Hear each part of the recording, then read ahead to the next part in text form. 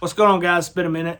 We're going to have a video about packs. A lot of times guys will put a number label on that, like 24 hours, 48 hours, things like that.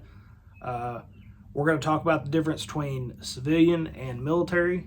And to do this pack and do it right, the way it needs to be done, I brought on my good friend. I've been friends with him for well over a decade, Kelly Baker. I'll let him talk about himself a little bit here in a minute. But we're basically going to talk about the rule of thumb here is you don't need near as much as what you think you need to go out in the woods and survive. I'm not going to say you're going to go out there and thrive, but you'll be able to go out there and at least conduct your missions if you're in the military or if you're a civilian, thinking about, bad times that may be ahead. You'll have a leg up. And when I have questions about survival or things I should have or need, this is the guy that I go to. And I'll turn it over to him, let him introduce himself, and we'll get started. Hey guys, my name is Kelly Baker. Y'all have probably seen me around. I've done a couple of videos with Aaron in the past. Usually we just like to get together and jive around and talk, but I have trained in survival. I've trained in disaster preparedness. I'm a former police officer. I'm a former infantry soldier with Aaron, and really, I'm a regular guy, and I do my survival stuff and my bags, everything, all the classes that I teach, everything that I do is just normal person stuff because I'm all about saving money, saving time, and getting the job done. So I'm not a big gee whiz gadget guy and all that kind of stuff. I love gadgets and I love bags. I love stuff like that because I'm a man, which means that I'm actually just a big kid, which is what my wife says. So I love cool stuff.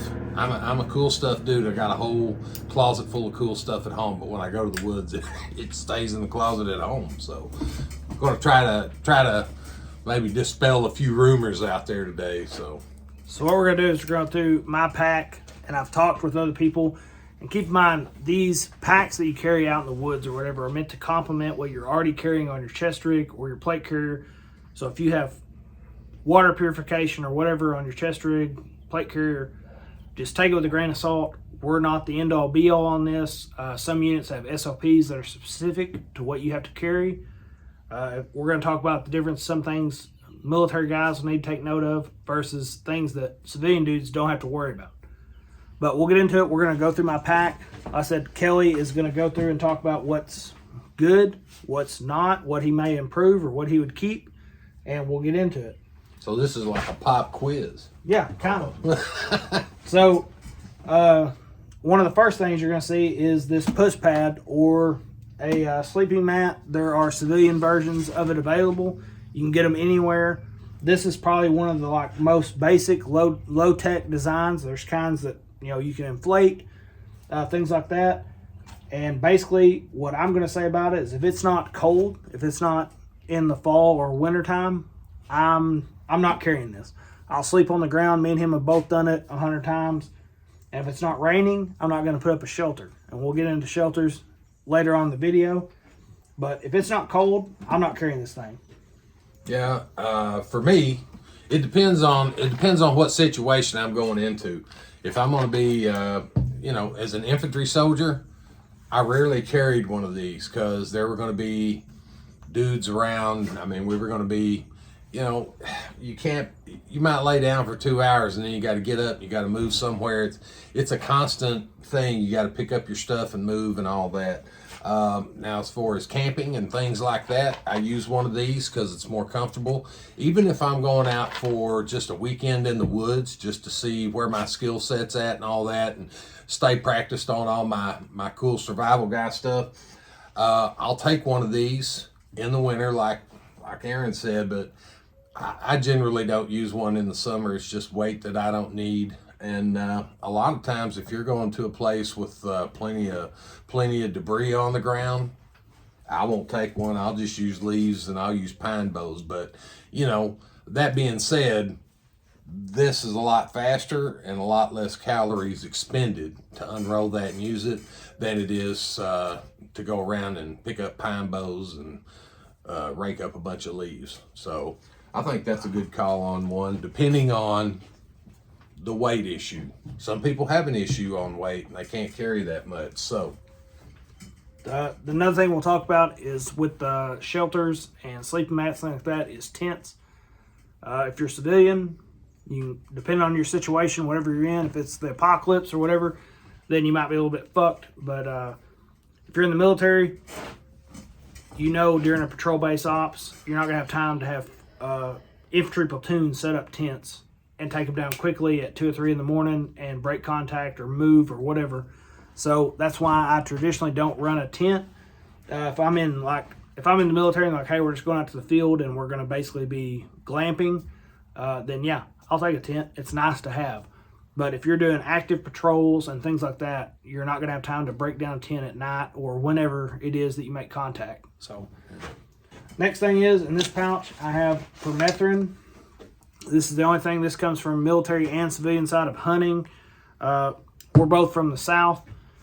Ticks and chiggers are horrible here, and that's been one of the few products I found that works great. What you should take note of is you should be buying the larger bottle. It's about $14, and you spray your stuff before you go out there. It's good for multiple washes, so if you're in the military or doing patrols or whatever, you get rained on, it's not going to wash away your product. Don't spray it on your skin. You're supposed to, you spray your boots good with it. You spray your, whatever your footwear is, spray your pants, I don't spray my underwear and my socks, but I spray, my long pants, my shirts, the outerwear that I'm going to be wearing, and my boots especially. But you don't want it on the stuff that's going to be right next to your skin all day, like underwear and socks, because that's going to end up irritating some of you. Some of you it won't bother, some of you it will. So, but anyway, permethrin's always good. It's better than the off, and you don't have the smell, and it's just a better product. Yeah, this stuff works pretty great, and it's good to have a little bottle just in case you need to touch up if you're out there longer than what you think. Moving on, next from there is a hatchet. This is a very company thing in the military for us to carry, but it does also serve an extra purpose while you're out in the woods.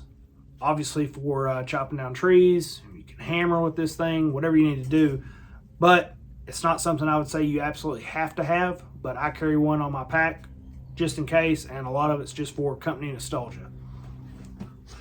I have a couple of tomahawks. I have one from a company called Condor, and I have one from it was handmade from the guy who made this one, Seth Miller, out at Seth Miller Forge and Cutlery, and he made me just a standard tomahawk, and they come in really handy. But I also have a small pup style pack axe, and I really like that because I can hang it on there, and it's small and it's lightweight.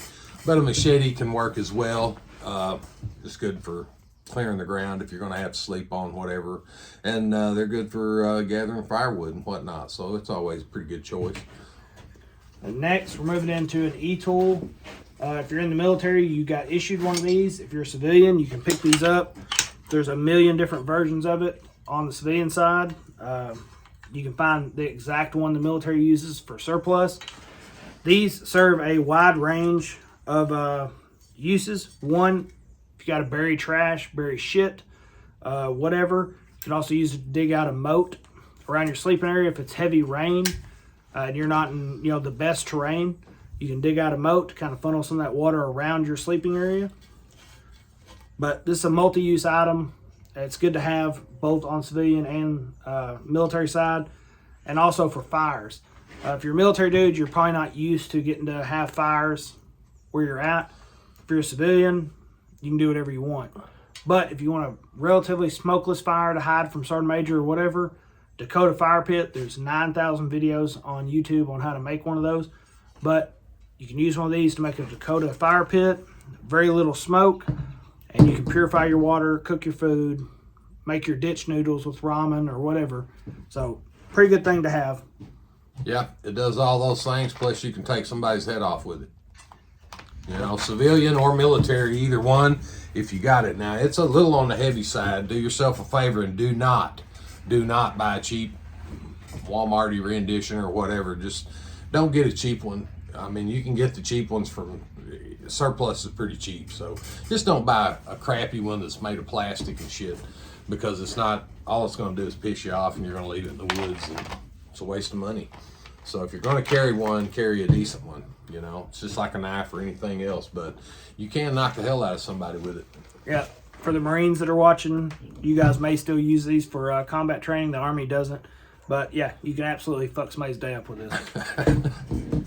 Next, on each side, now keep in mind this is a Mystery Ranch 3-day assault pack, civilian model or whatever. If you're in the military, you got issued a 3-day assault pack. You're not going to be, you know, undergunned with that.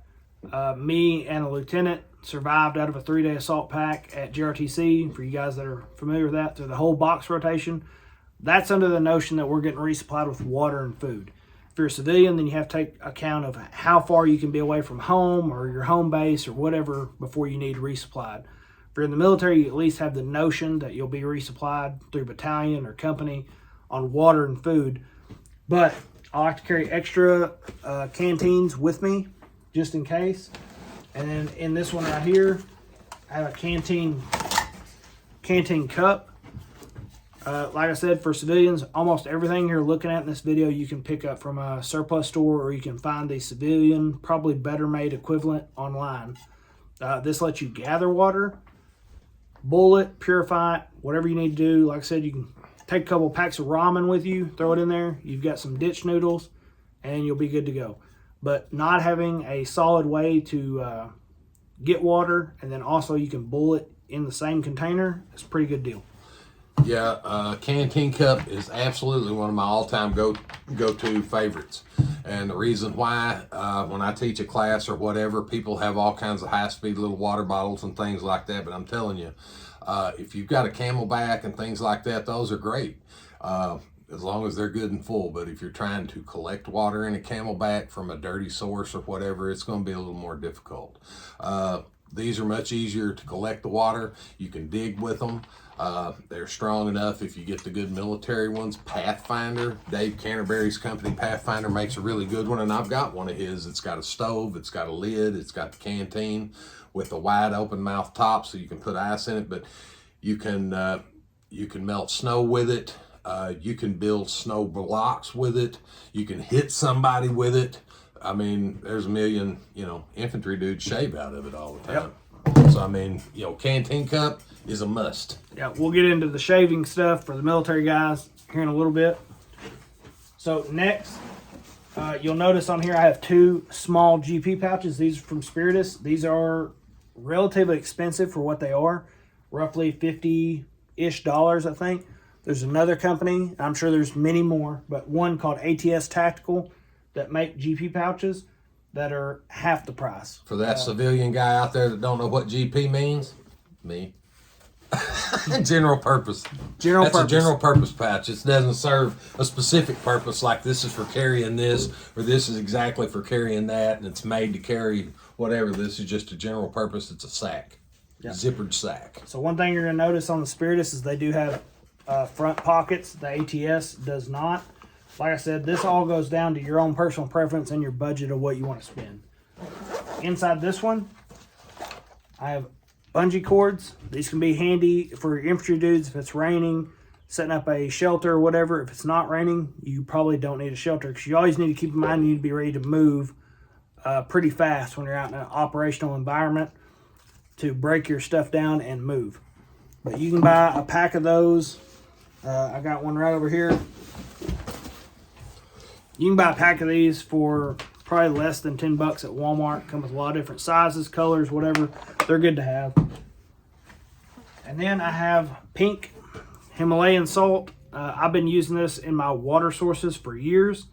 If you're from the South, it's extremely humid. It's hot. You're sweating a lot. You're losing a lot of salt. Putting a tablespoon of this in your water source has helped me out greatly. I'm not a doctor. I'm not telling you there are added health benefits, but I can tell you that it has worked for me. Especially if you're not carrying a lot of food. You can supplement some of your salt intake by having something like this with you. And makes then the MRE taste less shitty as well. That's right. And then you have extra rubber gloves, latex gloves, whatever you want to call them. These can be used to refill your IFAC if you have to use it on a casualty, to have extra clean gloves, or if you're out People give me shit all the time, but hunting, I did it for years of hunting, gutting animals, and then getting in my truck and having a bloody steering wheel or whatever. These will save you a lot of headache. How many times I've been to the woods and the guy that's hunting the woods across from me, like my wife's grandpa, he says, "Where'd you get those gloves?" I'm like, "Hey man, I bring those gloves with me." They're handy to have, especially if you're going to really like using this for hunting or whatever. You don't want to waste your clean water to wash your hands, or if you don't have dirty water to wash your hands with, and you don't want to waste your baby wipes, these are a good source to eliminate that problem. And that's it in that GP pouch right there. The other thing about gloves, if you're in an apocalyptic situation, and that's, a lot of people are talking about that. We've had the pandemic, and it's like the Wild West out there. People are going around shooting everybody and just doing horrible shit all over the place. And, if you're dealing with dead bodies, if you're trying to move a dead body out of the house, if you're trying to do all that, it's not like a TV show where you're grabbing, Rick Grimes with The Walking Dead's grabbing a dead body and throwing it out. That shit stinks. That shit stinks and it's nasty and it can poison you. It can poison your food, your water supply. So, rubber gloves are good for a lot of things. Hunting, apocalyptic situation, whatever. Next thing we have is a ruck cover. This is bought from a surplus store, I think like Army, Navy, something, surplus.com. It basically, if you're going to leave your ruck in a patrol base or you just don't want it to get fucking wet, you can use this, pull it out of the pouch, and cover your ruck, waterproof it a little bit more. That's a cool trash bag. So you can do the same thing with a trash bag if you're one of those money conscious people out there that say, man, shit, that thing costs $15 or whatever. You can always do it with a trash bag, and that way you've got a trash bag that you can get rid of that dead body with your rubber gloves in too. That's right. So speaking of trash bags, we'll talk about something we were talking about before we started filming. Is depending on the environment you live in. If you live up north or Canada, someplace where it gets really cold, a small assault pack like this might work good in the summer or spring months, but in the winter, even down here in the south, we don't like the cold, so you're probably going to be carrying a ruck just to add that extra sleeping system. In my rucksack, I definitely carry trash bags, things like that. They're cheaper, they're usually bigger, so that's all food for thought. Depending on the environment and the time of year you're operating in, on what you might want to carry as far as the size of the pack and items you may want to put in it. Next thing is 550 cord. I use this more than anything, especially if it's raining. I'll just run this from tree to tree, make a very basic A-frame with a poncho, which we have in here later. Or now the Army, at least the Army, I don't know about the Marines or anything else, they're issuing tarps more than they are ponchos. So if you have that good tarp or poncho, you can run this up, make a very basic A-frame. You can stay dry during wet weather, but having 550 cord, it's a couple bucks at Walmart. It's definitely worth having. This front pocket, I have a Ziploc bag. You'll see multiple Ziploc bags in this video.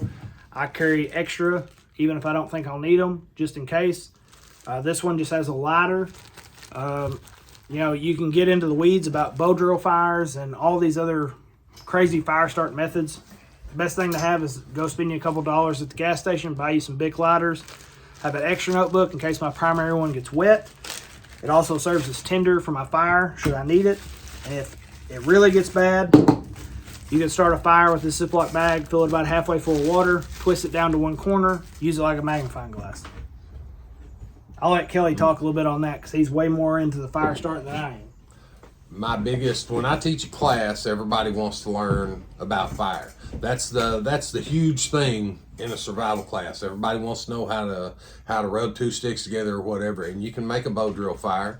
You can make a hand drill fire. You can make a fire with flint and steel. You can make a fire with ferrocerium rods and with all of the doodads and gadgets that are out there. But I can promise you that if the hardest mountain man in the world came into a trading post back in the day, Davy Crockett comes through a trading post and he finds lighter sitting in some sort of a box, He's going to trade whatever he can to get those ladders. If it's a horse, if it's a rifle, if it's a woman, whatever, he's going to try to get some of those ladders because he knows that, you know, fire is a must. And a ladder gives you so many more chances than matches. If you got 10 matches, you got 10 tries. So my big lesson that I teach in fire making in my survival classes is carry ladders. We go through different ways and different methods of making a fire. If you're up shit creek and you have to have it, great. But if you've got a broken arm, a broken leg, a broken hand, you just feel shitty, whatever, it's a huge loss of calories and it's very difficult. I've done it 1,000 times and the percentage rate is not even close to 100. I don't care who you are. If you're in the driest part of the world, in the Sahara Desert, you might be able to touch 2 sticks together and get a fire almost instantly. But here and anywhere that it's green, it's not going to happen that easy. Go out into the backyard, try it. So I call all of those things party tricks, because when the shit hits the fan and you really need a fire going, you better have a ladder, because if you don't, it's probably going to suck. Yep. And I learned, like I said, if I have anything I want to know about survival stuff, that's who I ask. And when he told me spend a couple dollars and go buy some big ladders and store them in a Ziploc bag, I listened. I get it, ferrocerium rods, you know, they don't get wet and all this stuff. I know. I studied it. I've learned it. I've trained it. You know, all of those things are great. I've got one on my knife sheath. You know, if something goes down and I need to use it, it's right there. I've got several different ways to make a fire in my pack that I carry all the time. And ladders is the #1 go-to. If I don't have to use that other shit, I don't, because it's just so much easier. You got to think of loss of calories, getting too cold, getting too hot. So. All right, moving on from there, in this top pocket, it's another Ziploc bag. This one happens to have a power pack in it. It's 2023. Everybody, if they can, at least if you're in the military, you want to talk to your family, stuff like that. If the grid's down, this might not do you any good. But right now, while we're filming, everything's good. So if you're in the infantry or whatever, power pack's good to call your family, post your fucking TikToks or whatever you want to do. Way to keep your phone charged is pretty handy. I do not have a power pack in mind. If my shit goes dead, it's just dead. Generally, if I'm out somewhere, it's someplace where I don't have a signal anyway.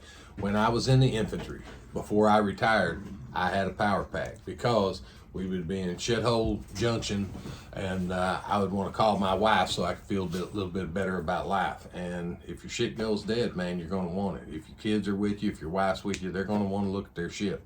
But for me, if I'm out in the woods, I'm not going to carry it. But you know, if the cells are working, if you need to call somebody to come and find you or whatever, it's definitely something that you might want to think about and want to use. Yep, and there's also solar-powered versions of that.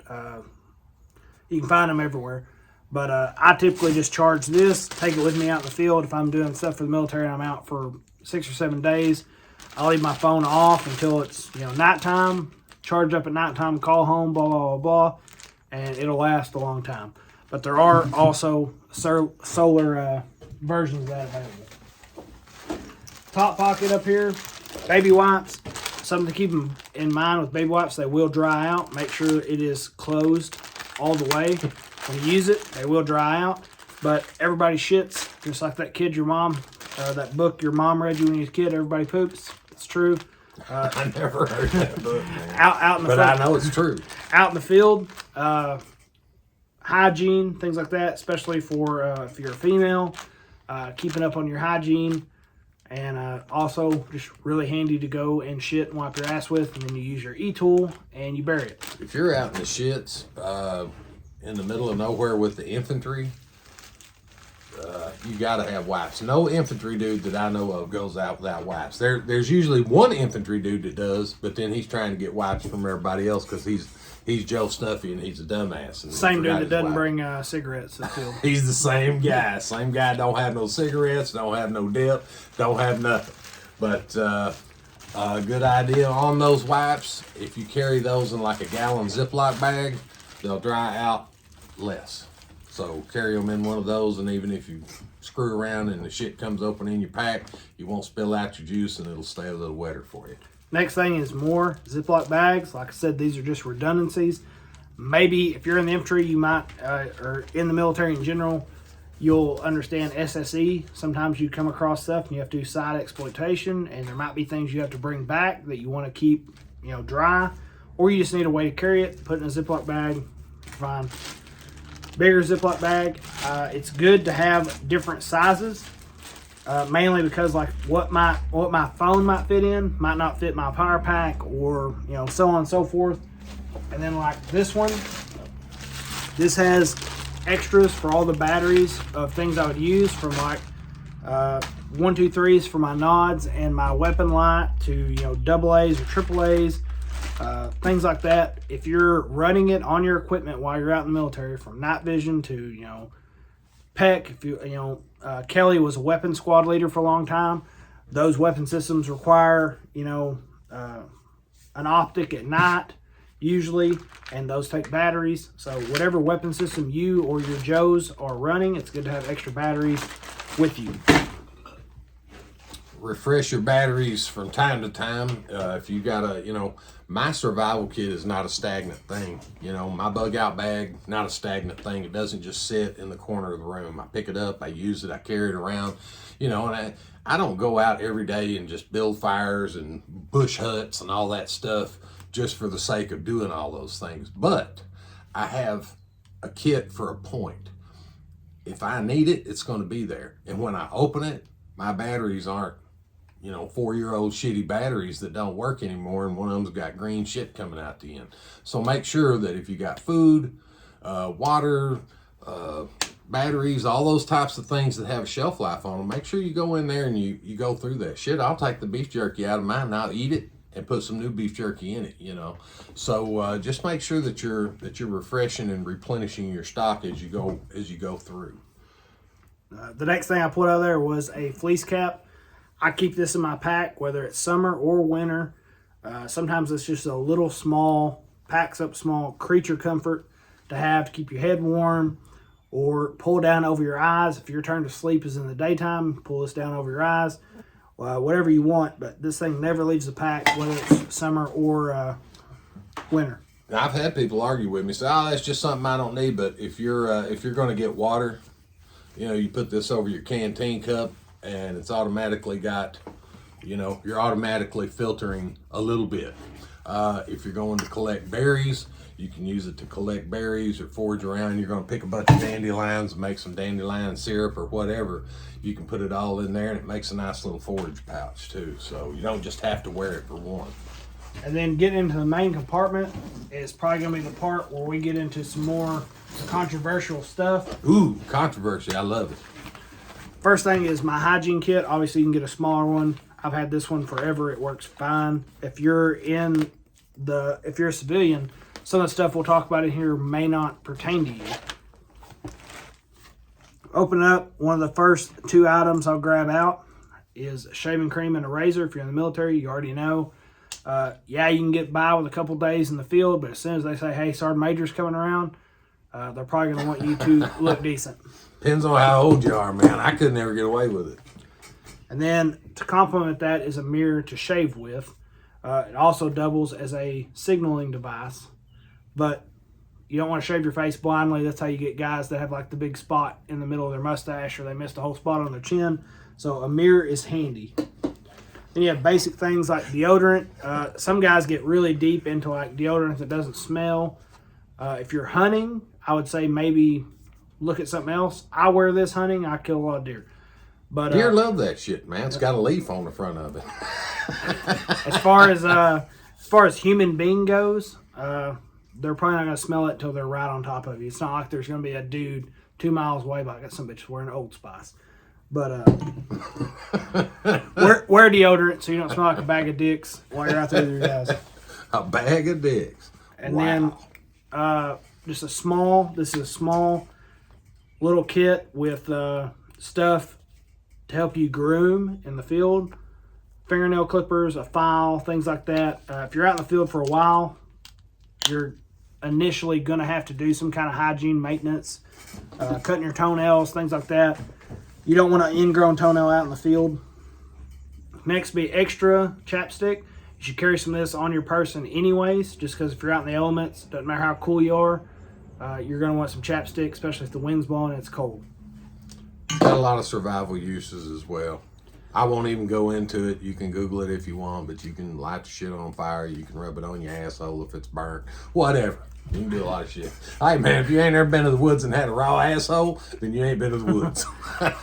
Then we got a comb. This is obviously optional, but sometimes it helps. If you keep your hair longer like I do on top, give that shit a brush every now and then, every couple days.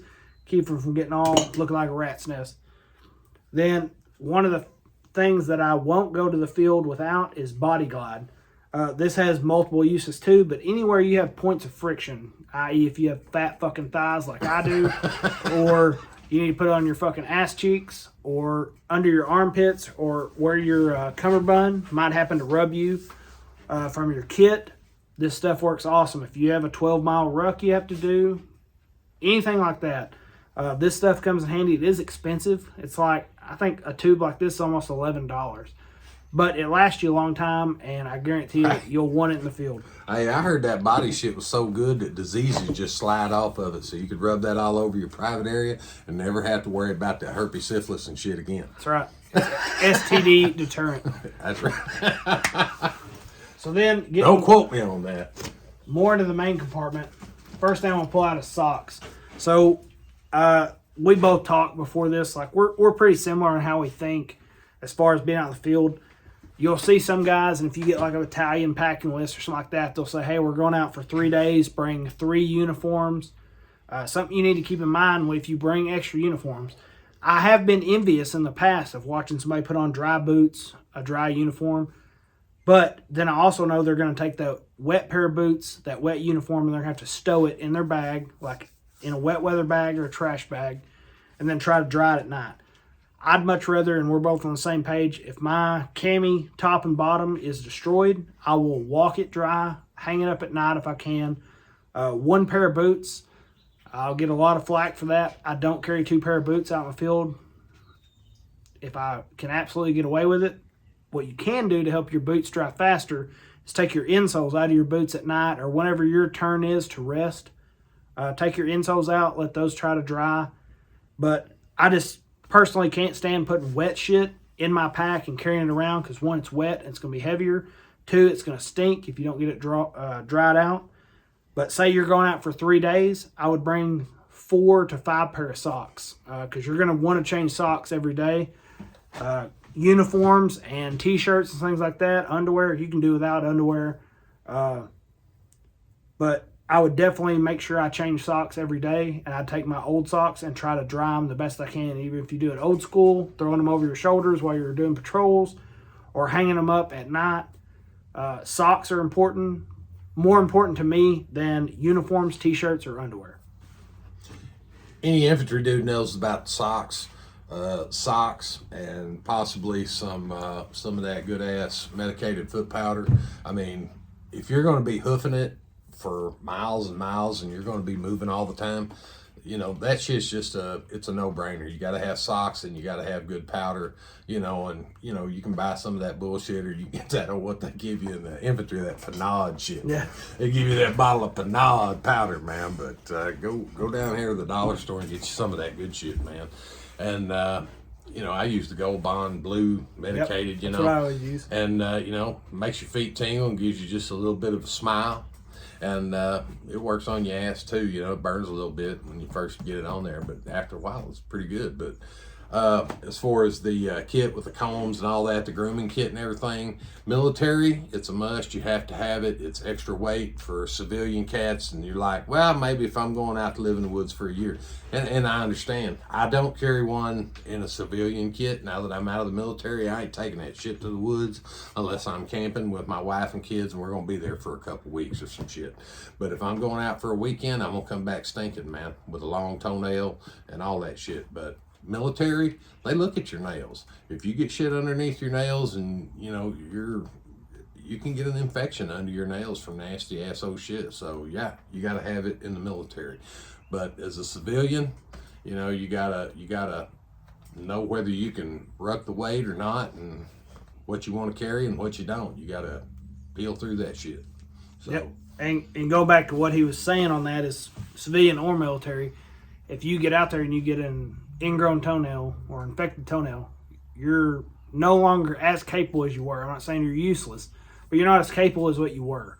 So it's good to just, if you're going to be out there for a weekend, you probably don't need that kit if you're not in the military. If you're going to be out there for a week or so, 2 weeks, you may want it just in case.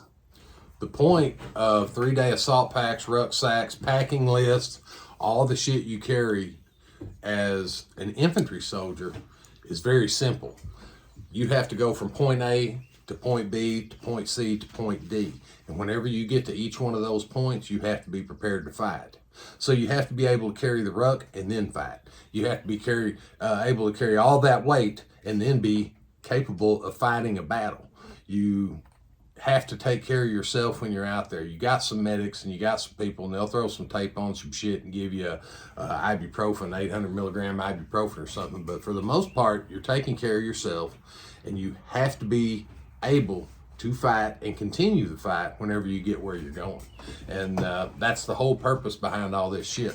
I've seen dudes that didn't take any socks, and when they pull their shit off, their feet are bleeding and they got big chunks of shit falling off their feet. And, you know, if you're that dude and you're that tough, go ahead. But I'll just carry a couple extra pairs of socks. Yeah, that goes back to something we preach all the time on Lima 3, if you've been following us for a while, is you're no good in the fight if you can't make it to the fight. And if you can't make it out of the fight, then you're no good. So that goes back to training your kit, practicing with the stuff you have. You don't want the first time that you do 12 miles to be on a real world mission. You want to have some practice under that. That's why the Army does ruck marches, things like that. I'm not in the Marines, but I know you guys do similar things. You practice what you're going to do before you do it. And if you can't make it to the fight, you're not going to be used to me in the fight. So that's what he's kind of talking about. Yeah, I mean, all of this shit, make sure you can get to the fight, and you have to be capable of fighting when you get there, or you're not doing yourself any good. Why even go there? So, you know, as an infantry dude, you're just an anchor if you can't make it that far. We used to get so pissed at dudes, man, that wouldn't make a ruck march. They'd fall out. You know, young dudes that just didn't have the heart to do it, man. And I'm like, shit, I'm an old crusty fucker, man, and I'm doing it with a cigarette in my face, man. Yep. Is that not true? We were both staff sergeants together in the infantry, and I mean, we're rambling on at this point, but we were both staff sergeants in the infantry, and it gets you pissed off, because if you can be as old as we are and kind of fat with knee surgeries and everything else, there's no reason why a 21-year-old male shouldn't be able to do this. But moving on, next from that is a t-shirt. I typically don't change t-shirts in the field. Sometimes I will. If I'm starting to really get rubbed raw, I'll change a t-shirt. But another thing a t-shirt will do for you is it's an immediate weapon cleaning kit. It also, you know, before you clean your weapon, you can filter a little bit of sediment out of water with it, kind of like he showed you with the fleece cap. But, you know, if I'm going out for 3 or 4 days and the forecast doesn't have rain, I may not take a t-shirt. But it's something good. Just one t-shirt's not going to hurt you. If you want to change into it to wear it, you can. If you want to clean your weapon with it, you can. Guys in the military are familiar with priorities of work when you get in a patrol base. And your weapon comes before you. It comes before eating. It comes before sleeping. All that stuff. So being able to maintain your weapon system, it's a good idea. Yeah. Next is a wet weather bag. If you're in the military, you have one. If you're a civilian, you can buy one, or you can use a trash bag. This is just a giant bag. I'll try to show you how big it actually is. It's just a giant bag. What I see a lot of guys do, and what I've done in the past, you know, for different things, is if I do have a dirty or soiled uniform, that's where it goes. If you roll it up tight and tape it, it'll keep the smell down, stuff like that. But it's also good. It's just a very robust, weatherproof bag to have. So, it's like a heavy-ass, thick, rubber-lined Ziploc bag. Yep. So that you tie at the top instead of Ziploc. Yep. And you can buy versions of that at Walmart for under $10 that either roll up to seal or they vacuum lock to seal, whatever. But those are good to have. You never know when you're going to need it. And the worst case scenario is you can carry water in this. It'll hold it. I'd hate to have to tote this much water back to wherever I was going to go, but you can use it for that. Next thing is a bivy sack cover. I can't show you how big this is. It's basically a waterproof sleeping bag. A little taller than you are. Yep. Doesn't breathe. So you can get in it. It doesn't breathe, so it's extremely hot. But that's usually like in super cold environments. That'll be your first layer. Then you'll have your medium layer and then your heavy layer or whatever. But in the summertime, you can lay on that. Just unzip it and lay on it. If you get a little chilled tonight, you can just throw it over you. You'll be fine. You don't need a whole lot of shit to go out for a couple days in the woods. And that's the main, like we said, main point of this video is you don't need a ton. You don't even need everything that's in this video to go out for a couple days. If you've ever rolled up a full sleep sack system, a full military sleep system with your winter bag, your summer bag, your thick and thin bag, or whatever you want to call it, in your GoreTex, that shit it's not easy to get all that shit picked up and rolled up and put back into your ruck and then carry that shit off somewhere. So, the GoreTex liner is basically that bivy bag or bivy sack is your GoreTex cover for your sleep system. So if it's raining, you don't have to have a tent. You just zip that up because it's waterproof. So it's not going to let any water in or out. And nothing in the military is 100% waterproof.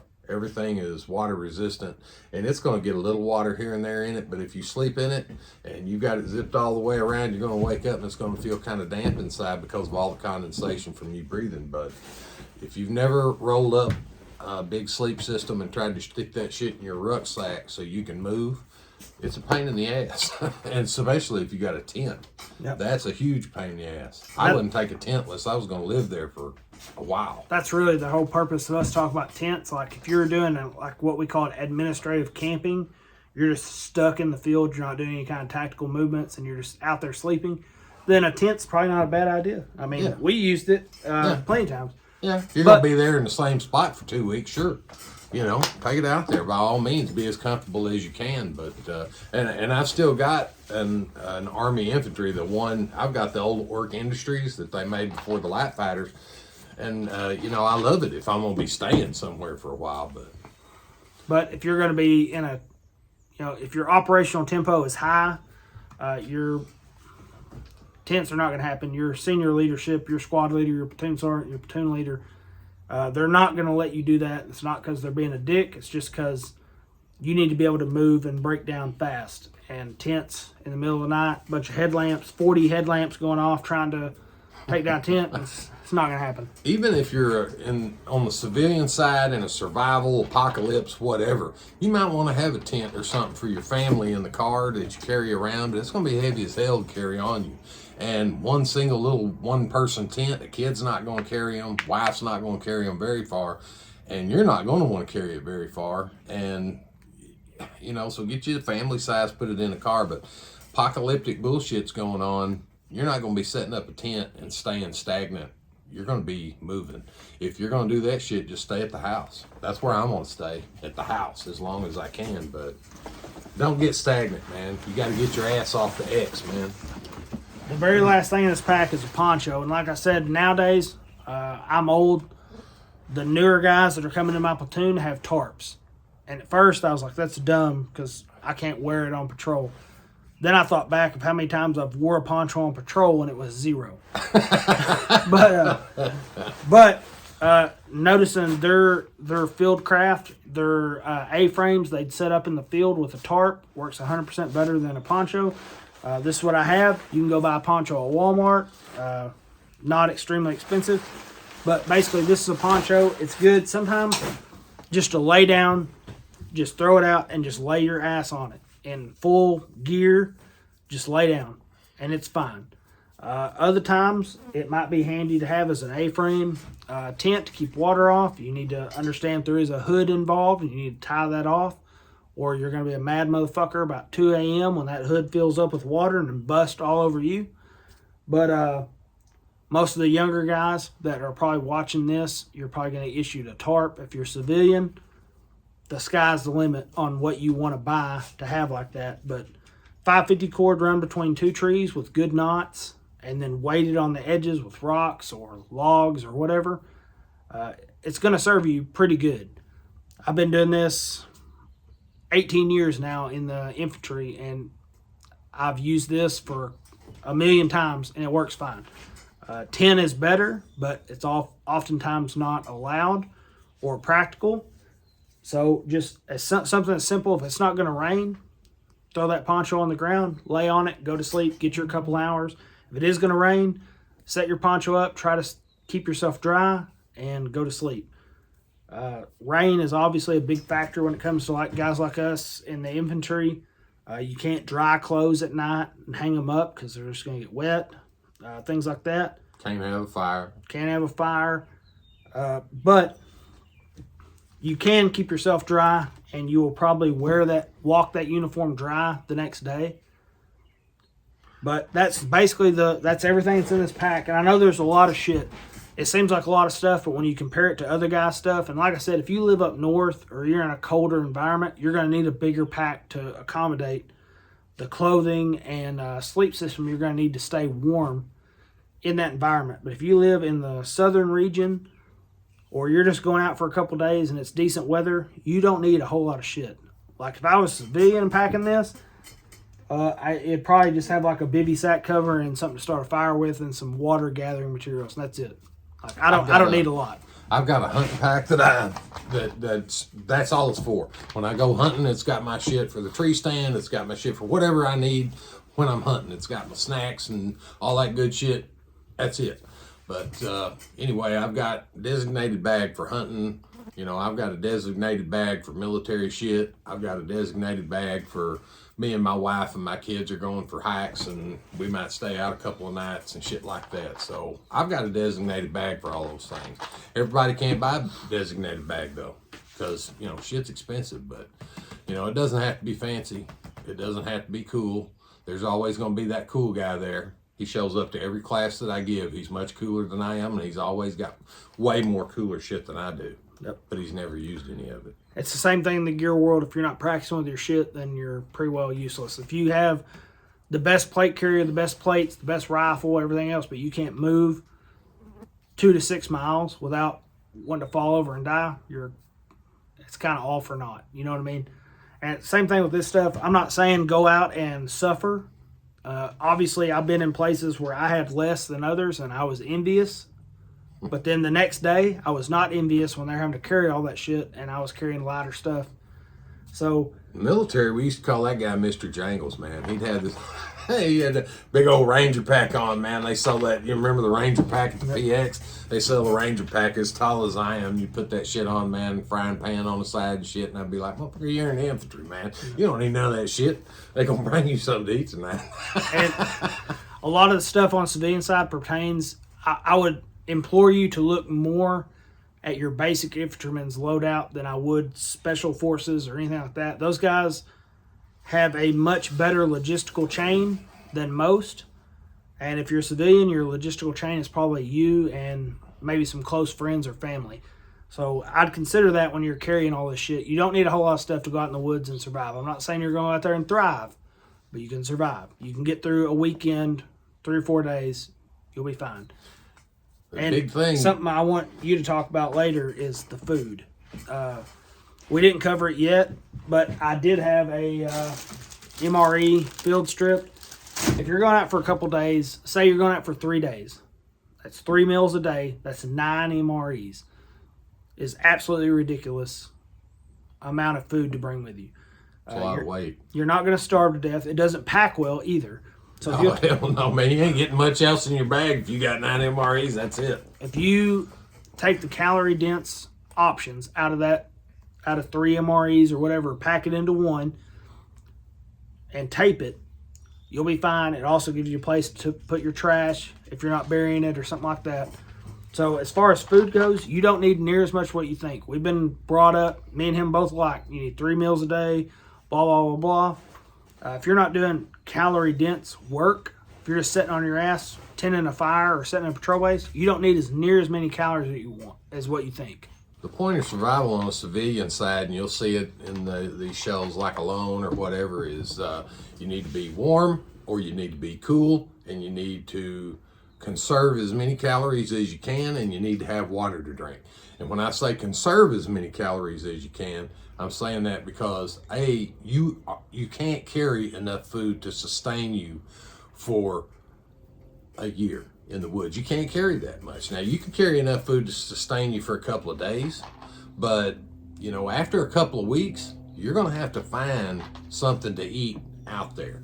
In the military, they're going to bring that shit to you. They're going to bring a case of MREs, throw them off the back of the truck, and that's what you're going to eat. Or they're going to bring hot chow out there to the field with a bunch of cooks or something in a cook trailer, and they're going to feed you some corned beef hash and some bullshit you don't want.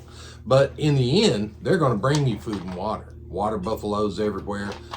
On the civilian side, if a guy's got a water buffalo and food, he's going to be standing there with a gun, and you ain't going to get it unless he shoots at you first. You know, I mean, that's just the way it is. So if you're planning on being out in the woods for any amount of time, you need to know how to find food in the woods. And I'm not talking about eating mushrooms and shit, because that'll only sustain you for a certain amount of time.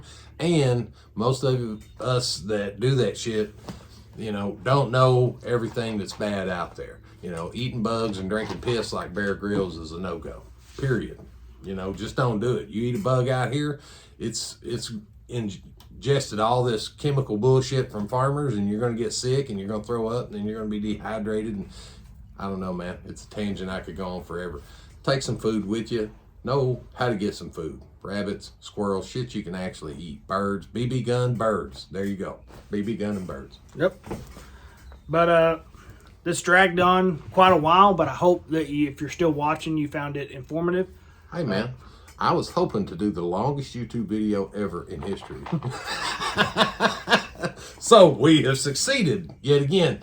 But maybe you could break it up and break up. Like we're going sections. Full fucking send. They can watch the whole fucking 52 minutes and 5 seconds. This will come out 6 weeks later because the fucking Wi-Fi in Arkansas is that fast. That's right. It'll upload speed of 1. But I'll tell you what, guys, if you've been watching this long, we do appreciate it. If you'd like to see more videos with Kelly, like I said, this dude knows his shit.